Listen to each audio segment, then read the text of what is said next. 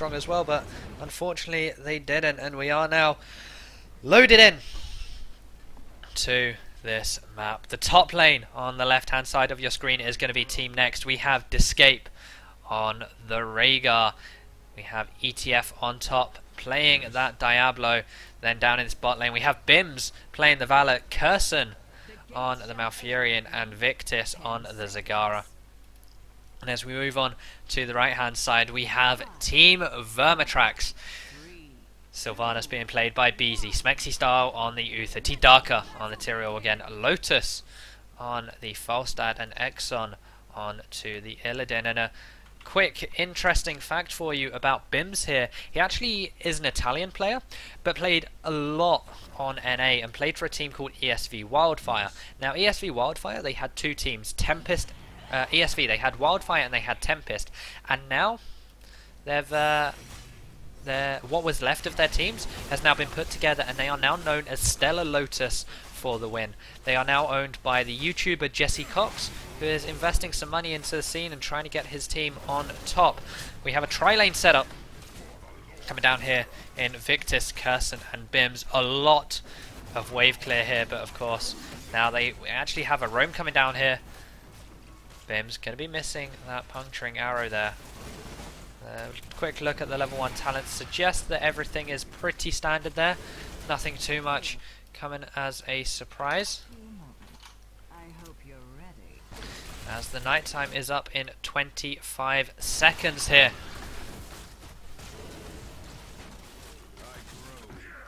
T-Darker getting engaged upon on this mid lane. Going to take quite a bit of damage from those towers, using his smite to give himself some move speed. Top lane Descape is going to have a bit of a tough time up against that Illidan, just a straight up bully, especially against any melee heroes such as Rhaegar. And he's going to use this advantage already to try and go aggressive here. But we're going to see T-Darker join as well, and the flight coming in from Lotus. They're going to try and get onto ETF on top here. They are very close to getting the kill, and there it is, Exxon taking that one up with the leap.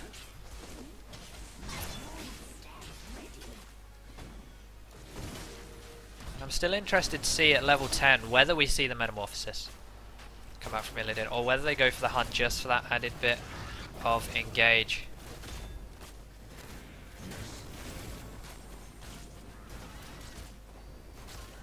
Whereas back in this bot lane here, seeds are 30 now. Make that, it's going to be 45 to 15 after Illidan clears out that camp, which means that we saw Vermitrax grab 4 out of 3 of the small camps. Exxon now starting to solo this one at the top now, gets joined by Smexy Style.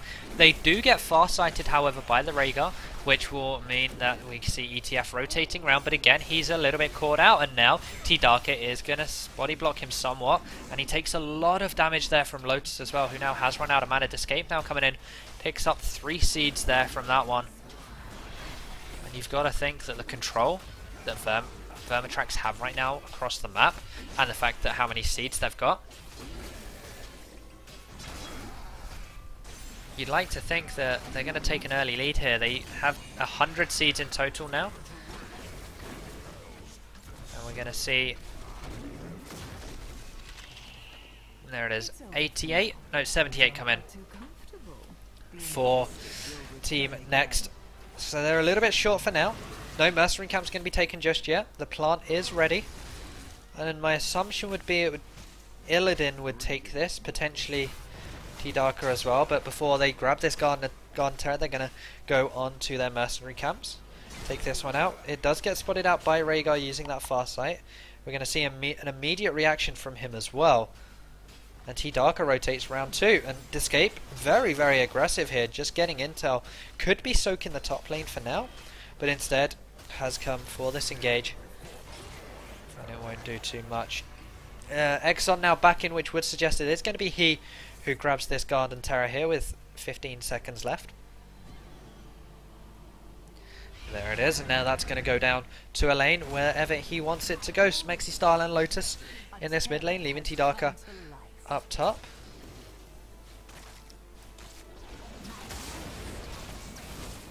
As we'll use this time for a quick look at the talents. Again, pretty standard. We're seeing a multi-shot this time on Valor. Na'Vi played a bit of a bit of a mix, kind of multi-shot build, and last game we saw Vermitrax use a auto-attack Valor build. This time it is full-on multi-shot with that Arsenal at level 4. Series attacks, of course, though, at level 7. It's a slight variant of that because Battle Momentum did get removed. Amplified healing on Diablo is a must when you have Rhaegar and Malfurion. Just so many heals coming down, it increases that by 30%. So we're going to see this plant pot go down with a poly seedling underneath it, which won't actually polymorph anyone. These two towers have both nearly fallen. T-Darker is going to blink away from that one, but Curson is up here as well, who's going to drop those roots there.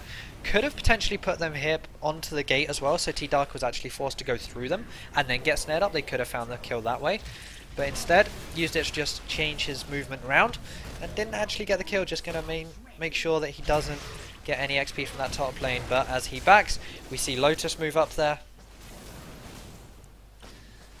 There it is. He'll be the man soaking the XP now. Exxon in this mid lane, going up against ETF now.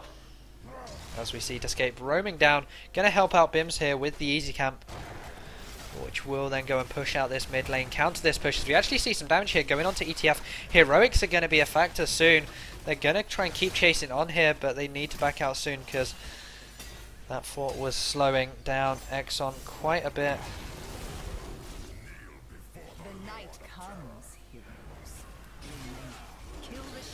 And the Heroics are about to come up just as the second nighttime hits in 20 seconds.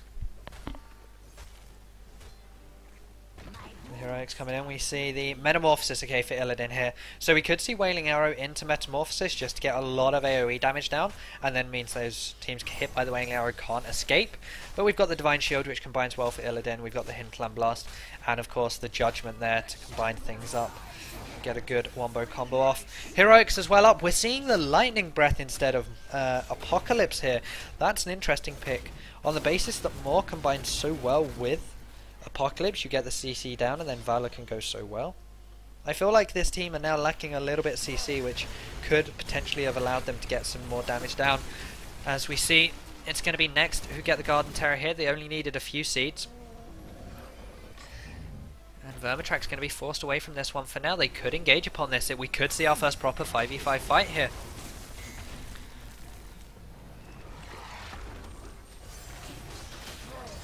As they're just toying with each other back and forth right now. Smexy Star was off to the side. Exxon dodging out the stun there. ETF almost getting snared up there by the Gardener Terror. You saw the little circle come down there.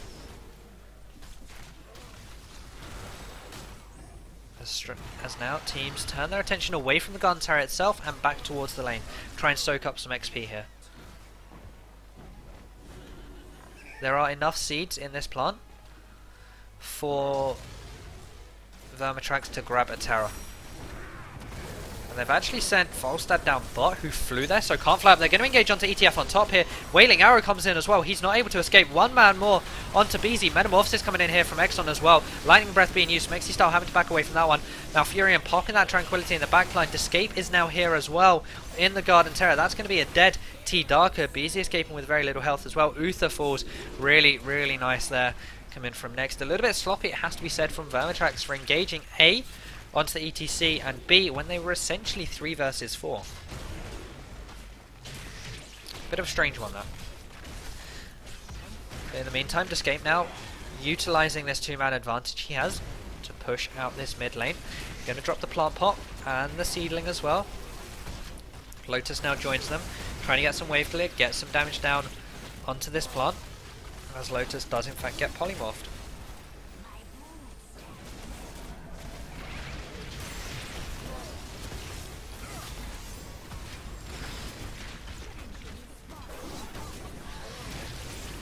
Again, it's just a battle of siege right now. Escape trying to get in here with the plant, try and get this fort down, but he just, as soon as he gets close, he gets some damage come onto him. Exxon getting polymorphed there could have been one of their moments to go and push. They do indeed get the fort down in the end.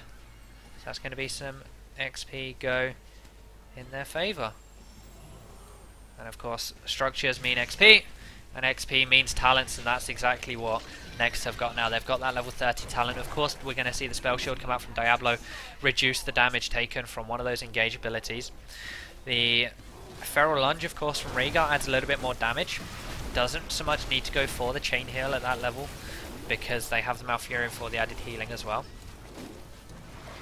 Frost Shot adds more CC. Seeing the Ice Block, of course, from Malfurion, as we're actually going to see a bit of a base race here. As they've grabbed themselves a Terror, but instead they're just going to go for the push here. That's one tower down, but it's two down in top, and it's going to be Vermitrax who are first to head onto this keep, and they have the Sylvanas as well, which is just going to increase it so much because this keep now doesn't fire any bullets, and they need to back out now because Team Next, they've backed, they've got a Terror now, and they can get a good counter push going. What did they achieve down bot? One tower. One tower for two. 3 towers and a... oh no, 2 towers and a keep. And that's now evened XP leads. And as soon as Diablo shows himself here, we could see T-Darker try and engage here onto Victus or Curson. And that wouldn't be the worst idea in the world. And that looks like what they're going to try and do. They shrink Curson there, using the shrink trade. They engage upon into him as well. Using that silencing arrow, the wailing arrow, means he couldn't ice block. They now go onto Bims as well. Victus has taken a big chunk of damage too. As now they're just going to try and get onto Escape here into the Terror. Exxon going to be doing the exact same. One throw trade, that's what their comp was aimed at.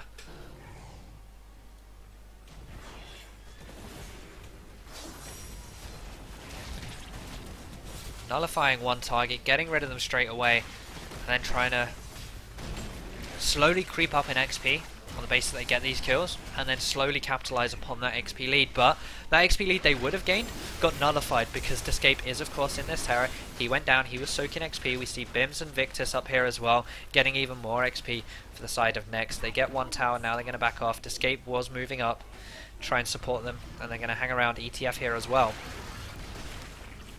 Means they're going to get a good push off here.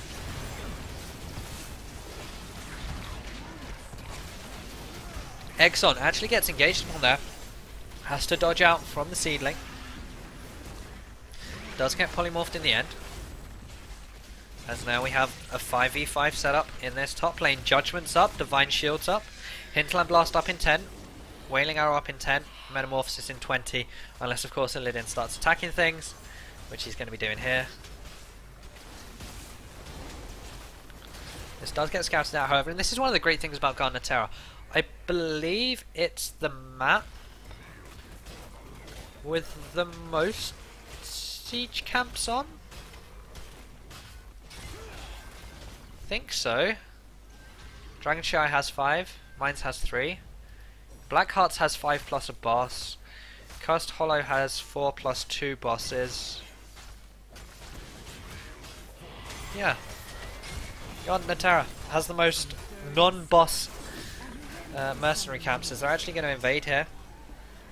The hard camp does get taken, they're not going to be able to follow up because Next had got taken out here.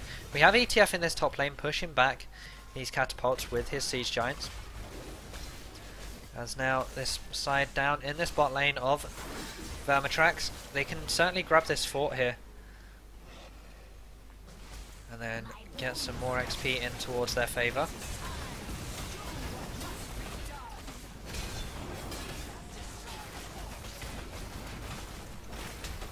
They get that fort down and the tower as well, but on the other side of the map we have Next taking this top Garden Terror, grabs themselves some seeds. We should see both teams grab themselves a Terror here. There should be enough here. Yep, 102 in total there. We have ETF down here in this bot lane, trying to just cause a distraction. Falstad is a little bit away here, so there is an opportunity for Next to engage, and that's what they're going to do. Onto T-Darker here, he'll either have to run away or use his Elduin's Might, or maybe look to engage. 2-man Wailing Arrow in the backline there. T-Darker very low, uses his engage onto the Escape. 2-man more coming in however as well. Exxon is very healthy in this back, as is Lotus. Tyrael will fall. Beezy going down as well, so Smexy Style also gets dropped low. The Tyrael trait not doing too much damage there in the backline. They do get a Terror though, so it's not all doom and gloom as Lotus now gets flipped back. Barrel rolls over the wall, but now gets snared up and he's going to go down. And Now it's going to be Exxon to grab this Terra. We have 3 Blood for Bloods coming in. Sylvanas, Illidan and Tyrael for the side of Vermitrax, up against 2 of Next right now. And we have the Mutalisk for Zagara, of course, then into Brood expansion. Mutalisk does your Hunter Killer spawns Mutalisk with a bounce attack and 50% increased duration. The other option in that level is Brood expansion, which then gives your Hydralisk increased ranged and damage. So it's about which do you want to do, that little bit more AoE and that little bit more duration on the Mutalisk itself, or do you want that added damage? And if you're going for single target, then you go for the Brood expansion, just because double Hunter Killer does so much damage. As we're going to see both Garden Terrors now fight against each other here. We're just waiting on Falstad to come back up, and then we could see Vermitrax provide some form of resistance here. And maybe try and push this one back. Lotus is now here, he does have the wave clear. There's the engage now coming on to Victus. A lot of damage going down, but he is able to survive somewhat. Then he gets taken down. The strafe being used by Bims there. He takes a lot of damage, as does Curson. And Escape here in the back line. That lightning breath, though, in such a small area, did a lot of damage. Falstad goes down because of it. And in the back line, Escape just slapping everyone to death from that Garden Terror. And that was a 3-4-1 trade. Again, they were able to get that initial pick. And then after that it went downhill. Escape now in this Garden Terror, going to get this keep. 25 seconds left now. They could in fact look to end this map. The keep does fall and they move straight on to the core here. Bims could get taken down and he does so. Curson now under threat. Exxon using that Metamorphosis to try and get some extra damage down from the attack speed. And they do repel this final push that tried coming in, as they in fact go on to T-Darker here. He'll get taken down as Exxon is now the target. Ancestral Healing coming in time there. Exxon could potentially fall here, and he is going to do so. 3 seconds now until the other 3 members are all up. They're going to back away from this one. Didn't get any permanent damage down onto the core just yet. They sent a message. They certainly showed they were a threat, and they were able to get those 2 extra kills as well, which means they're so much closer to hitting those level 20 talents as well. And there it is, those level 20 talents are in. Let's see what they go for. We've got the Storm Shields coming out on the 2 supports. Raygun there, Fury picking that one up. Hellstorm, Lightning Breath lasts and reaches 50% longer. That's a lot more damage there coming in. And of course, during that Lightning Breath, Diablo can't be CC'd. Just sits there, takes all the CC, can't be interrupted. As soon as that cast starts, it will end. And of course, 2 Bolt of the Storms there on the 2 damage dealers, Valor and Zagara. Now this would be a great time for the side of Next. Try and find an engage here, or maybe even bait one out. But it looks like they're just going to go straight in here. T-Darker to Eldrin's Might away from that one. ETF though, not mounted up anymore, gets slowed by Lotus's hammer.